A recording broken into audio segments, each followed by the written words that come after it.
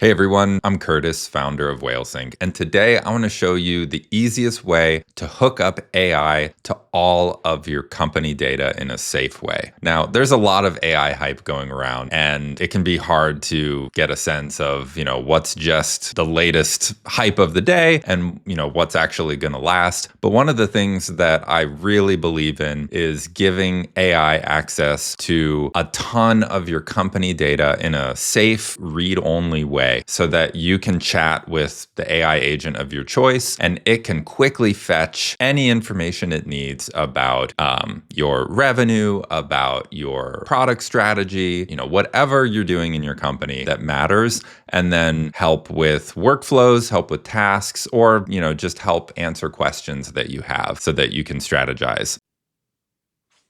There are many ways to do this. One of the ways is by using a local agent and then hooking up MCP connections with that agent to every single one of your applications, every single data source that your company has, right? Your CRM, your website, your accounting software, your customer support, right? Everything. That will work, but there are a lot of problems with it.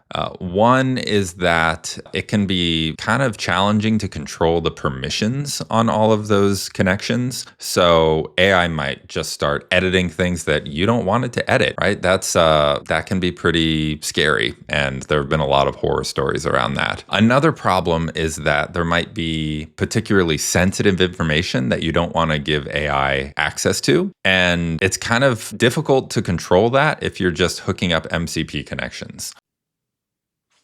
This method is a much safer, easier way to give AI context to everything about your company that you care about. And I'm super excited to talk about it. So here we are. We're in the product. We're in Whalesync. And basically, the idea is setting up a live export from every single app that you care about into a read-only AI context hub, let's call it. And that AI context hub really needs to be very scalable. It needs to be perfect for AI to interact with and not hit API limits and not have any problems talking to and fetching data from. In our experience, one of the best places for that is a database. Postgres, Supabase is a perfect tool at this point for doing that. So that's what I'm going to use. I'm going to use Supabase, and I'm going to pull data into Supabase and then hook AI up to Supabase. And then you can ask any question you want about your company and it'll have an answer. So it's pretty cool.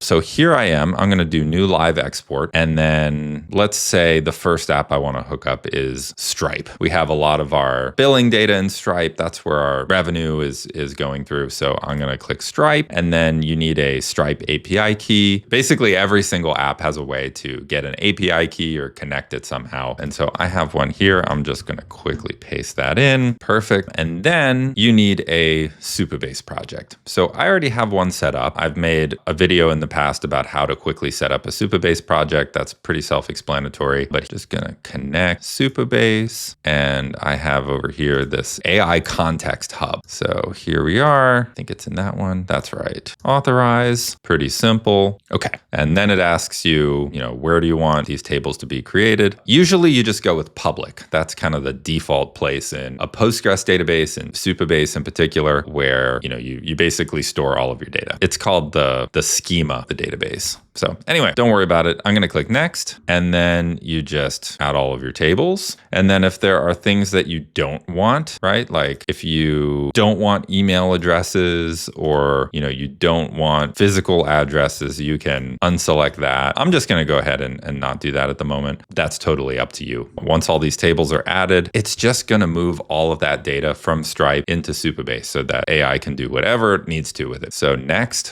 Create now. And I forgot to mention that the great thing about moving all of your data one way into a database like Supabase is that you can be absolutely assured that if AI does somehow get edit access to your database, it's not actually touching your live production sources of truth, right? It's just touching a copy of that data. And that copy gets overwritten on a schedule. You're extra safe. So here we are. I'm going to run an export. Let's just say we want to run an export every day. Run the export. And so it's going to run this, and it's basically going to take all the data in Stripe and put that into Supabase.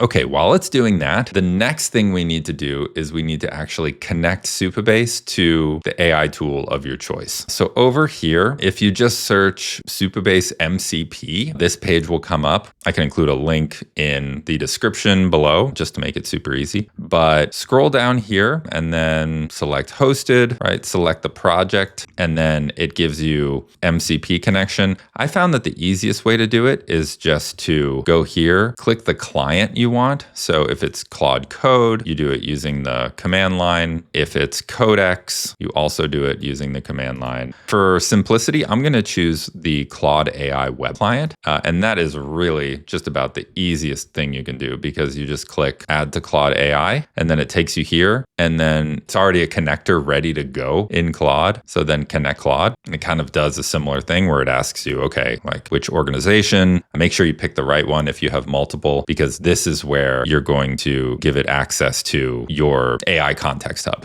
Authorize Claude. It's doing that. Perfect. And that's it. It now says connected. If we start a new chat and then say, can you see the Supabase database?